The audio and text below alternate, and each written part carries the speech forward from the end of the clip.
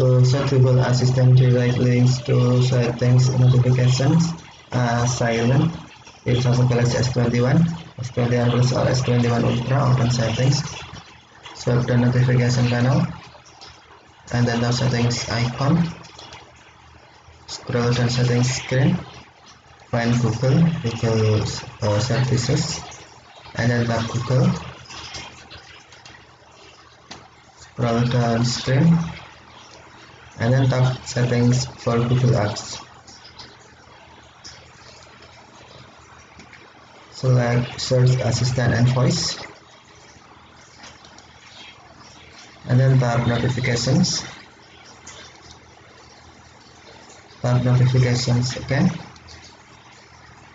and then on assistant tap direct links to settings, and then help adjusting setting for your assistant device. Tap select silent. Now direct links to settings Google Assistant notifications set as silent. Okay, thank you for watching. Have a nice day.